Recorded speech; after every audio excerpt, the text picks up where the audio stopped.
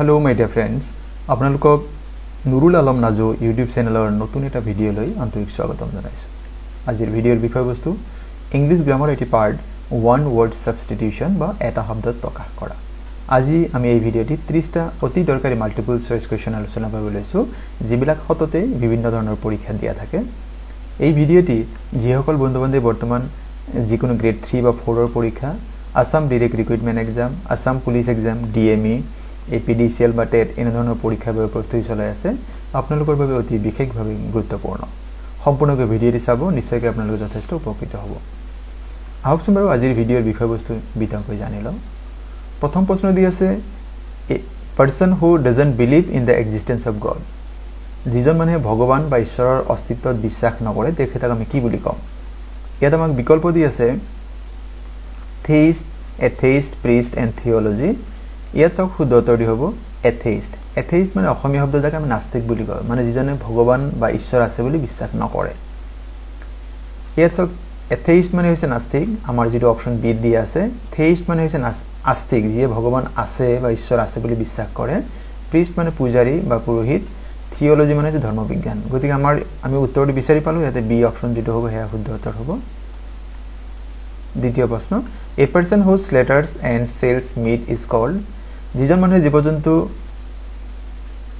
কি কৰে কাটে বা আৰু তাৰ মাংস বিক্ৰী কৰে, আমি কম যিজন ব্যক্তিয়ে জীৱ-জন্তু কাটি তাৰ মাংস বিক্ৰী কৰে তেওঁ কি বুলি কম? ইয়াত চাওক বিকল্প হিচাপে দি আছে আমাক বাটচাৰ, বাটলাৰ, এক্সপ্লোৰাৰ এণ্ড ডেকইট, আৰু ইয়াত শুদ্ধ বিকল্প হ'ব কি? চাওক বাটচাৰ মানে হৈছে কসাই। কসাই মানে যিয়ে জীৱ-জন্তু কাটে আৰু তাৰ মাংস বিক্ৰী কৰে। গতিকে আমাৰ অপচন ইয়াতে শুদ্ধটো পাই গৈছে বাৰু। বাটলাৰ মানে চাওক কি আছে মেল সাৰ্ভেন্ট ইন এ হাউস, কোনোবা মানুহৰ ঘৰত যদি মতা কাম কৰা মানুহ আছে। এক্সপ্লোৰাৰ মানে অভিযানকাৰী, ডেকইট মানে ডকাইত। গতিকে আমাৰ বি সি ডি এই এটা অপচন নহয়, গতিকে আমাৰ অপচন এ শুদ্ধ উত্তৰ হ'ব। পৰৱৰ্তী প্ৰশ্ন life story of a person written by that person. যিজন কোন ব্যক্তি নিজৰ জীৱনৰ বিষয়ে লিখা গ্ৰন্থ তাক কি বুলি কম? Epic, ballad, autobiography and biography. ইয়াত আমি নিশ্চয় গম পাইছোঁ অটোবায়োগ্ৰাফি হৈছে এজন ব্যক্তিয়ে নিজৰ জীৱনৰ বিষয়ে যেতিয়া লিখে, নিজৰ জীৱনৰ যিখিনি কাহিনী আছে তাক অটোবায়োগ্ৰাফি বুলি কোৱা হয়। অসমীয়া শব্দ আত্মজীৱনী। যেনেকৈ লক্ষ্মীনাথ বেজবৰুৱাৰ তেখেতৰ আত্মজীৱনী হৈছে মোৰ জীৱন সোঁৱৰণ, বা উইংছ অফ ফায়াৰ হৈছে ডক্টৰ এপিজে আব্দুল কালামৰ অটোবায়োগ্ৰাফি। এতিয়া যদি কোনোবা এজন ব্যক্তিৰ বিষয়ে যদি তেনেকৈ ধৰক মহাত্মা গান্ধীৰ বিষয়ে যদি কোনোবা অন্য এজন ব্যক্তিয়ে যিখিনি কিতাপ লিখে সেইটো কোৱা হ'ব বায়োগ্ৰাফি, সেইটো হ'ব জীৱনী। আৰু যদি যিজন ব্যক্তিৰ জীৱনৰ ঘটনা তেওঁ নিজে লিখিলে সেইটো হ'ব অটোবায়োগ্ৰাফি। এতিয়া চাওক এপিক হৈছে মহাকাব্য, যেনেকৈ ৰামায়ণ মহাভাৰত আছে। বেলাড মানে কি হয়? এ পয়েম অৰ সং নেৰেটিং আ story in a short stanza. গতিকে এইটো নহয় আমাৰ অটোবায়োগ্ৰাফি, আমাৰ শুদ্ধ উত্তৰ আছিল বায়োগ্ৰাফি মানে জীৱনী। গতিকে অপশ্যন আমাৰ কাৰণে চি ইয়াতে শুদ্ধ উত্তৰ আছিল। Question number 4 a person who cannot read and write. যিজন ব্যক্তি লিখিব বা পঢ়িব নাজানে তেওঁ কি বুলি ক'ম? ইগনৰেণ্ট, ইলিটাৰেট, ইলিটাৰেট, এৰোগেণ্ট। ইয়াত চাওক শুদ্ধ উত্তৰ হ'ব ইলিটাৰেট। ইয়াত চাই লওক ইগনৰেণ্ট মানে অজ্ঞ, যিয়ে নাজানে। লিটাৰেট মানে শিক্ষিত, গতিকে এইটোও আমাৰ নহয়। এৰোগেণ্ট মানে আকোৰগোজ, গতিকে আমাৰ ইয়াতে কি হ'ব? অশিক্ষিত শব্দৰ কাৰণে আমাৰ অপশ্যন চি যিটো দি আছে সেয়া শুদ্ধ উত্তৰ হ'ব। পৰৱৰ্তী প্ৰশ্ন work for which no' salary is paid. যিটো কামৰ বাবে যি বিনা বেতন বা মজুৰিত যিজনে কাম কৰে। প্ৰফেশ্যনেল, প্ৰফেশ্যনেল মানে পেছাদাৰী। ইয়াত চাওক অনাৰেৰী বুলি কোৱা হয়। অবৈতনিক অসমীয়া শব্দ যদি কোৱা হয়। ইয়াত চাওক প্ৰফেশ্যনেল পেছাদাৰী, তেওঁলোকে পইচাৰ কাৰণে কামটো কৰে। এমেচাৰ মানে আচলতে কি হয়? যিবিলাকে আনন্দৰ কাৰণে বোলে। প্ৰফেশ্যনেল মানে তেওঁলোকে পইচাৰ কাৰণে কৰে। এমেচাৰ মানে যে আনন্দৰ কাৰণে, যেনেকৈ ভাবি লওক কোনোবাই এমেচাৰ প্লেয়াৰ, তেওঁ আনন্দৰ কাৰণে খেলে। স্পৰ্টছ পাৰ্চন, পইচা উপাৰ্জনৰ কাৰণে নহয়, ফৰ এমিউজমেণ্ট এণ্টাৰটেইনমেণ্ট, তেওঁক কোৱা হয় এমেচাৰ। ইউটিপিএ মানে কাল্পনিক। অনাৰেৰী মানে অবৈতনিক। গতিকে আমাৰ ইয়াতে কি হ'ব? অনাৰেৰী অপশ্যনটো শুদ্ধ উত্তৰ হ'ব। Question number 6 safe to drink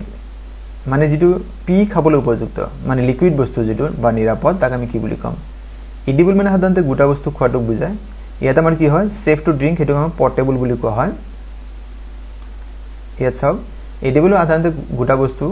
তেনেকুৱা বুজোৱা হয়। পৰ্টেবল মানে খাব পৰা বিধৰ কিন্তু যিটো জুলীয়া বস্তু।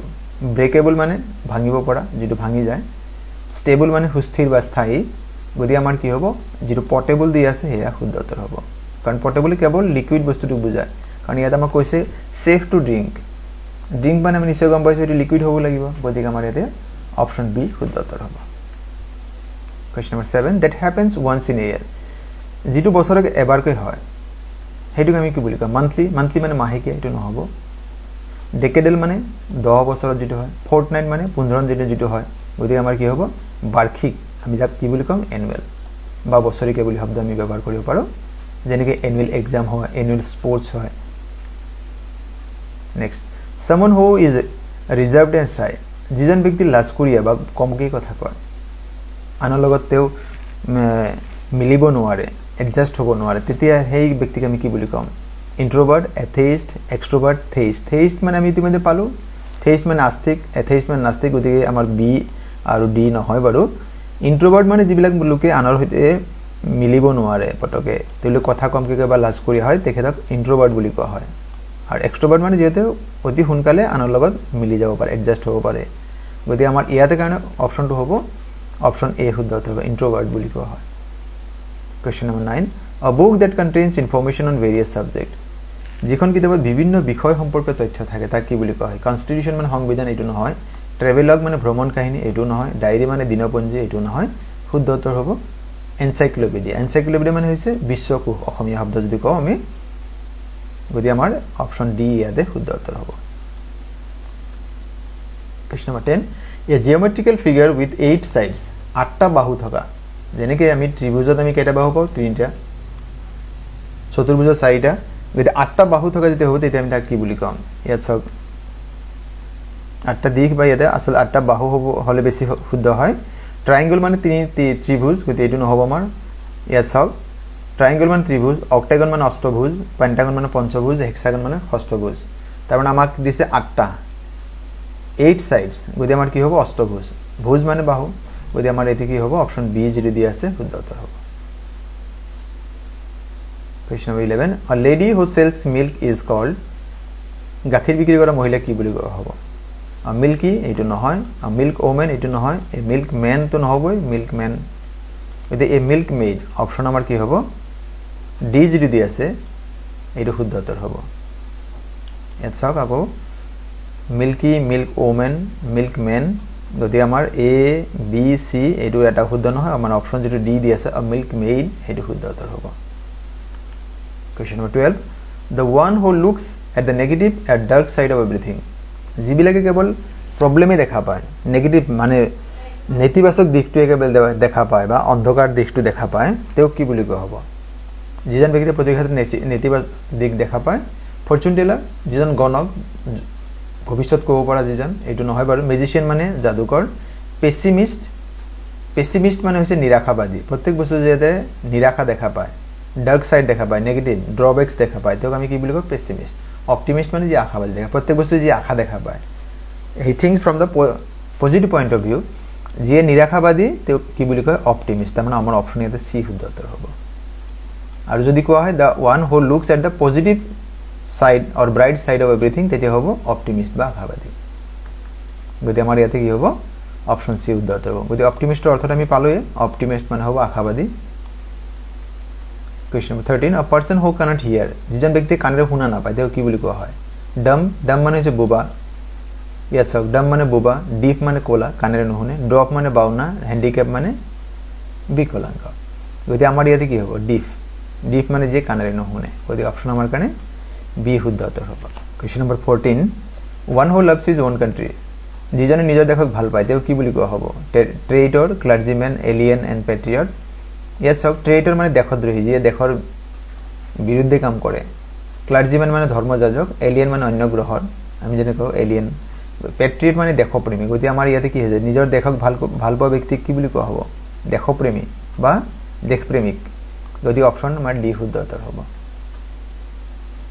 question number 15 a person who sells flower is called যিজন ব্যক্তি ফুল বিক্ৰী কৰে তেও কি বুলি কোৱা হ'ব ফ্লাৱাৰিস্ট এন্ড ফ্লোরিস্ট অপশন আমার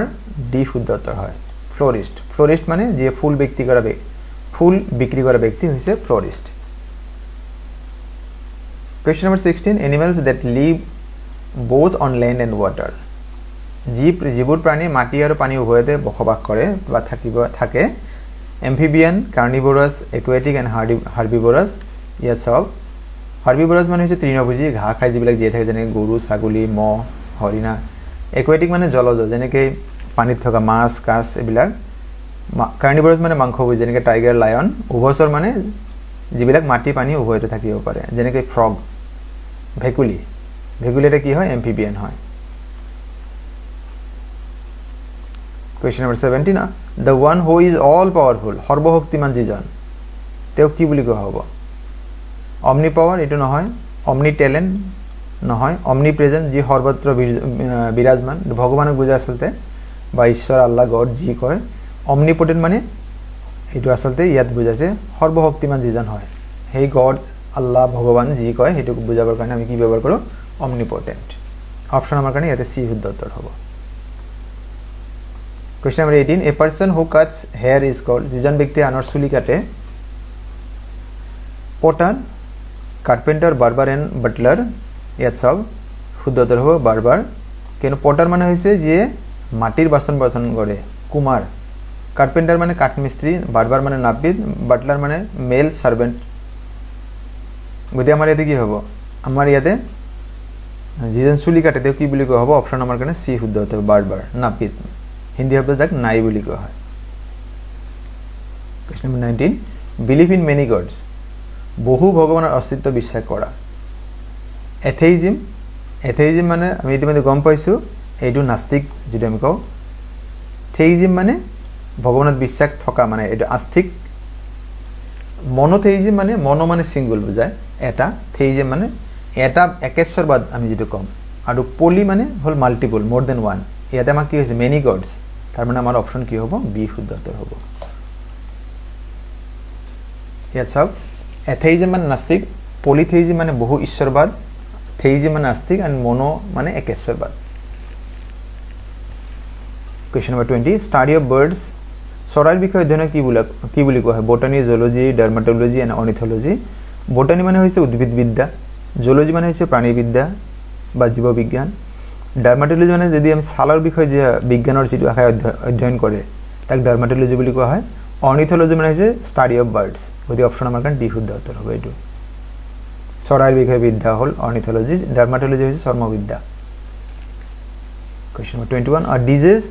which attacks many people in a particular area in one time যেটা কোনো বেমারে কোনো এখন বিশেষ অঞ্চলৰ বহু মানুহক আক্ৰমণ কৰে তেতিয়া আমি কি বুলি কম ইয়াত এটা বেমাৰ যে একে সময়তে এটা অঞ্চলৰ বহু লোক আক্ৰমণ কৰে বা আক্ৰান্ত কৰে epidemic famine contagious and pandemic so famine মানে হৈছে দুৰ্ভিক্ষ গতি নহয় বাৰু কন্টাজিয়াস মানে হৈছে হুচৰা বেমাৰ এই দুটা বাৰু এটাও নহয় এটা সব এপিডেমিক আৰু পেন্ডেমিক এপিডেমিক আসলে ডিফাইন যদি আমি করে নেকা হয় an epidemic is a disease outbreak that is rapidly spreading in a limited region যদি কোনবা এটা সৰু কোনবা অঞ্চলত যদি বিয়পি আছে তাক আমি কি বুলি কম এপিডেমিক আর পেন্ডেমিক মানে হৈছে সব a pandemic is an epidemic ই এটা এপিডেমিকে হয় পেন্ডেমিক মানে কিন্তু ই কি হয় an pandemic is an epidemic that is actively spreading into multiple regions across the globe মানে ইয়াতে হৈছিল আকৌ ইয়াতে হল বহুত ঠাইত মানে একেলগে যেনেকৈ আমাৰ মানে কৰোনা যেটা আমি কৈছিল হেতু কি আছিল পেন্ডেমিক আছিল কাৰণ করোনা একে সময়তে বহু ঠাইত মানে কোনবা পার্টিকুলার লিমিটেড এরিয়াত নাছিল গতি আমাক এইটো কৈছে কোনবা এটা অঞ্চলত যদি বহু লোক আক্ৰমণ কৰে হেতু কি হ'ব এপিডেমিক নিশ্চয় আপোনালোকে এইখিনি পাঠ্যক্ৰমটো গম পাইছে Question number 22 a place where coins are made যত মুদ্রা বনোৱা হয় stove furnace mint and laboratory মানে যে কারখানা মানে যে আমি যে পরীক্ষা হল বুলি কম এটো নহয় furnace মানে জুহাল যত জুই জ্বলি থাকে stove তো আমি গমে পাইছো গতি আমাৰ এতে কি হ'ব mint মানে হৈছে টাকহাল যত টকা বনোৱা হয় মুদ্ৰা বনোৱা হয় তাক টাকহাল বুলি কয় অসমীয়া শব্দ Question number 23 that which can be seen through যেটোৰ মাজেৰে আমি অন্য বস্তু চাব পাৰো তেতিয়া কি হ'ব যেটোৰ মাজেৰে আমি চাব পাৰি প্ৰিজম নহয় বাৰু ট্ৰান্সপাৰেন্ট না হইছে যেটোৰ মাজে আমি চাব পাৰো যেনে কাঁচৰ গ্লাস আমি ইপাৰ হিপাৰ চাব পাৰো অপেক মানে যেটোৰ মাজে আমি চাব নোৱাৰো যেনে কাঠৰ টুকুৰা আৰু ট্ৰান্সলুচেন্ট মানে বুজায় যেটো মানে অলপ অলপ চাব পাৰি অলপ অলপ চাব নোৱাৰে এনেকা ইয়াত চাওক প্ৰিজম তো প্ৰিজমে হয় ট্ৰান্সপাৰেণ্ট মানে হৈছে স্বচ্ছ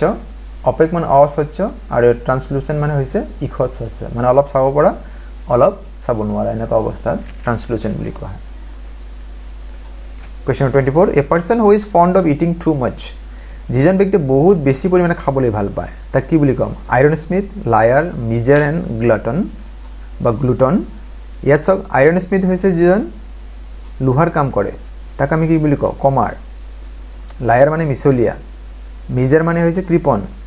আৰু গ্লটন মানে বা গ্লুটন মানে হৈছে ভোজন বিলাথী যিজনে বহুত বেছি খাব পাৰে এইটো হ'ব অপশ্যন ডি আমাৰ শুদ্ধ উত্তৰ হ'ব Question number 25 What is the study of plants called উদ্ভিদৰ বিষয়ে অধ্যয়নক কি বুলি কোৱা হ'ব গছগছনিৰ বিষয়ে অধ্যয়নক কি বুলি কোৱা হ'ব মাইথোলজি ভাইৰোলজি বটানী এষ্ট্ৰোনমি ইয়াত চাওক বটানী বুলি কোৱা হয় কিয়নো মাইথোলজি হৈছে ধৰ্মৰ বিষয়ে অধ্যয়ন কৰিলে ধৰ্মীয় যিখিনি কাহিনী আছে সেইখিনি অধ্যয়ন কৰিলে ভাইৰোলজি হৈছে ভাইৰাছৰ বিষয়ে যদি অধ্যয়ন কৰা হয় বটানী হৈছে উদ্ভিদৰ বিষয়ে অধ্যয়ন আৰু জ্যোতিৰ্বিদ্যা হৈছে এষ্ট্ৰোনমি গতিকে আমাৰ ইয়াতে শুদ্ধ উত্তৰ হ'ব বটানী অপশ্যন সি আমাৰ কাৰণে শুদ্ধ উত্তৰ হ'ব 25 A shelter for a dog কুকুৰ য'ত থাকে তাক কি বুলি কোৱা হ'ব কুকুৰ থকা ঠাই ষ্টাই শেড হাইভ এণ্ড কেনেল ষ্টাই মানে য'ত গাহৰি থাকে শেড মানে গৰু ছাগলী এইবিলাক য'ত থাকে হাইভ মানে হৈছে মৌচাক এণ্ড কেনেল মানে হৈছে কুকুৰ থকা ঠাই মানে অপশ্যন আমাৰ কাৰণে ডি শুদ্ধ উত্তৰ হ'ব Question number 27 People who are extremely poor যিবিলাক মানে অতি দুখীয়া তেওঁলোক কি বুলি কোৱা হ'ব এছাইলাম মানে আশ্ৰয় সব এটা ডেষ্টিটিউট বুলি কোৱা হয় এটা বাকি কেইটানে কি বুজাই আমি চাই লওঁ এবাৰ এছাইলাম মানে শৰণাৰ্থী বা আশ্ৰয় লোৱা যদি আমি কওঁ তেতিয়া তাক বুজায় ডেষ্টিটিউট মানে অতি দুখীয়া বা নিচলা আমি যাক ষ্টাৰভেশ্যন মানে ক্ষুধাতুৰ বা অনাহাৰ কেলামিটি মানে হৈছে দুৰ্যোগ বা বিপৰ্যয় তাৰমানে আমাৰ অপশ্যন বি শুদ্ধ উত্তৰ হয় নিচলা বুজাবৰ কাৰণে আমি যিটো শব্দ ব্যৱহাৰ কৰোঁ ডেষ্টিটিউট 28 Someone who loves collecting books যিজন ব্যক্তি কিতাপ সংগ্ৰহ কৰি ভাল পায় তেওঁ কি বুলি কোৱা হ'ব বিব্লিঅফাইল ফিলছফাৰ পেট্ৰিয়ট এণ্ড চেলিব্ৰিটি বিব্লিঅফাইল বুজা আচলতে কিতাপ ভাল কৰা কিতাপ যিজন সংগ্ৰহ কৰি ভাল পায় বিব্লিঅফাইল বুলি কয় ফিলছফাৰ মানে দাৰ্শনিক হয় আমি নিশ্চয় সকলোৱে জানো পেট্ৰিয়ট মানে দেশপ্ৰেমী আৰু চেলিব্ৰিটি মানে চেলিব্ৰিটি হয় জনপ্ৰিয় ব্যক্তি